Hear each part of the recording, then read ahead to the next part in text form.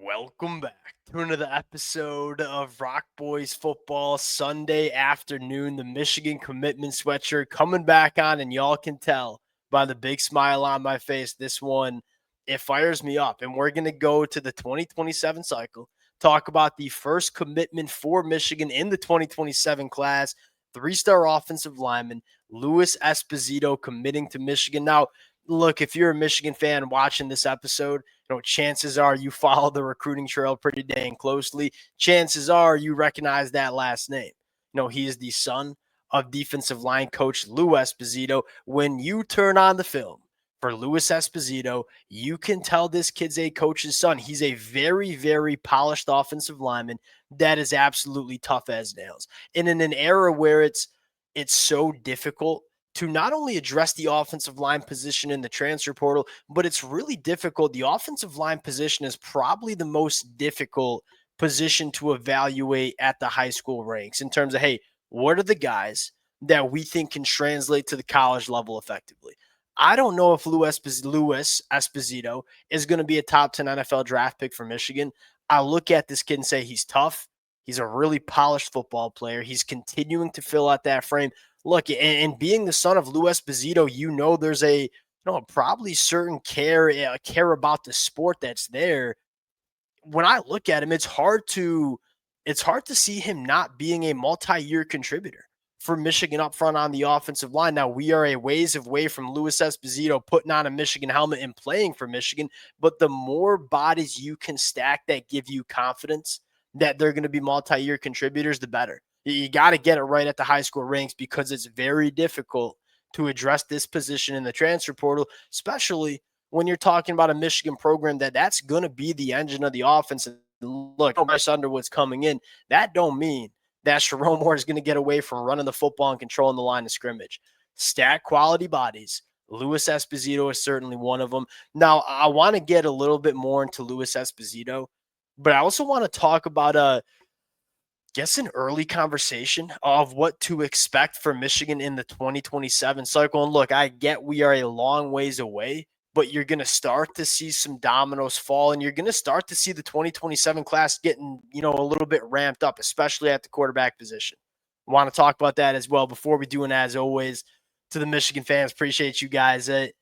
Many of y'all know how much fun I've had as a Michigan fan breaking down these commitments and the amount of support that y'all have shown the boys all summer long. Been amazing. Appreciate you guys. If y'all do enjoy the content, consider subscribing to the channel. Without further ado, let's get into Louis Esposito. And look, I don't want to make this entirely about his father, and who I think is just doing an exceptional job for Michigan.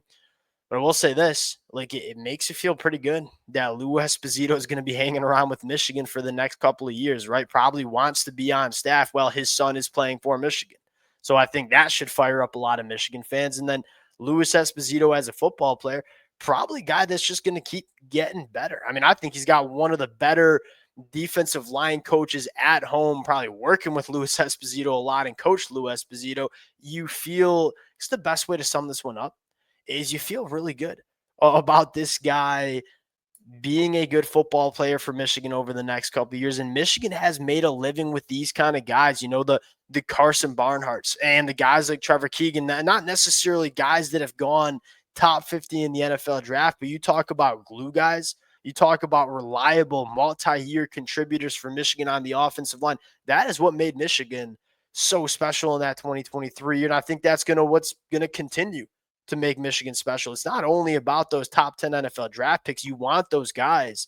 But you also got to get guys that are the glue guys. Are guys that are going to be solid football players, good in the locker room for multiple years. That is probably what you're getting from a guy like Louis Esposito. Also get a little tackle guard versatility. He plays both at the high school ranks.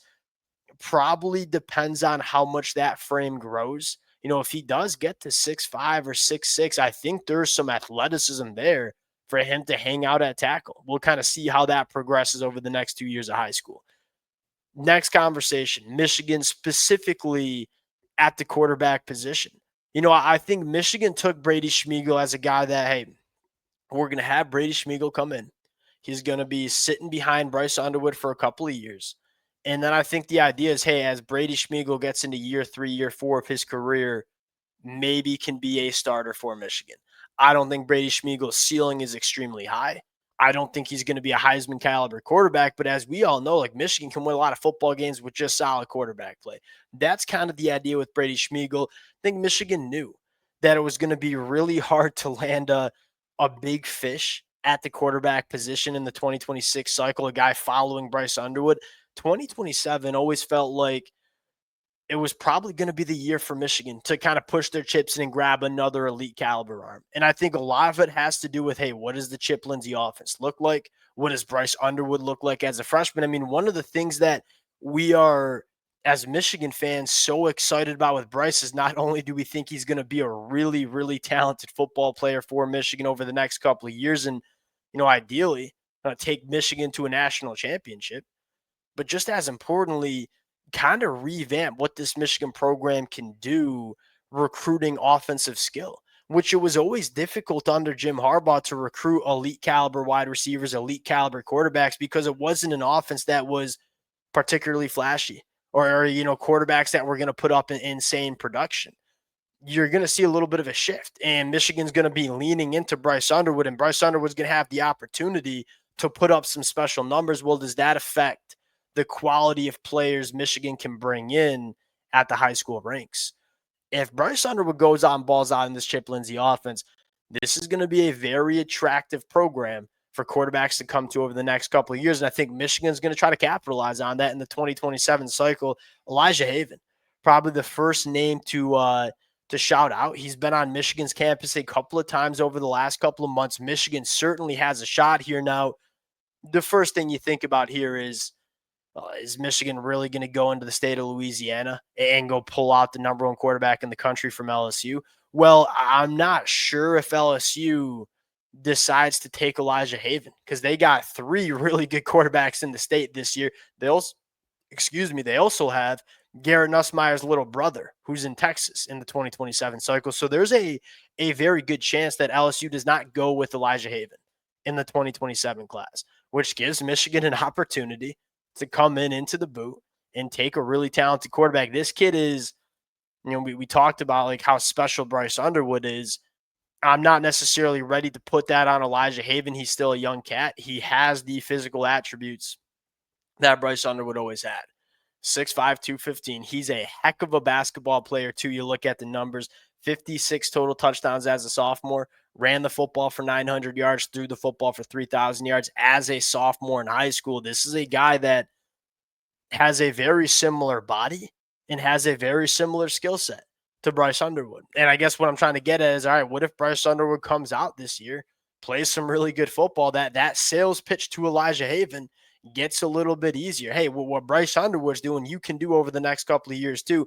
It'd be a really good quarterback runway for Michigan, where Elijah Haven would come in as a freshman and be a red shirt while Bryce Underwood is finishing out his year 3 for Michigan. Ideally, Bryce Underwood is probably going to be a 3 years and off to the NFL kind of guy. Then you're going to have a quarterback competition between Brady Smeaggel, who'll be a veteran at that point, and Elijah Haven as a redshirt freshman. That's the kind of ideal quarterback runway that you're looking for if you're a Michigan fan. I think Elijah Haven's probably going to be the top target for Michigan, but there's a couple other guys to keep your eye on. The other storyline here, the in-state but also Midwest class in 2027. Elite in-state, probably the best it's been in-state for Michigan in a very long time. But at the same time, you also have in the Midwest an elite caliber wide receiver class, which is not something we normally say. When you look at where do the best wide receivers pop up at the high school ranks, Florida, California, Texas, right? They don't have a ton of elite caliber wide receivers coming out of the Midwest very often. Well, this year in the 2027 cycle, 5 out of the top 10 best wide receivers in the 2027 class, Midwest guys. And that's another thing that we're looking for. Hey, if Bryce Underwood can show this Michigan offense moving a little bit different, pushing the ball down the field, throwing the football successfully more, Michigan finally becomes an offense where wide receivers want to come play for, which has just not been the case with the 2 tight end sets and running the football as much as Michigan has. It's been very difficult to recruit elite caliber wide receivers to this offense. I look at Dakota Gurrent, In-state kid, one of the best wide receivers in the cycle. You look at a guy like Sales from Indiana, another state that Michigan's had a lot of success recruiting.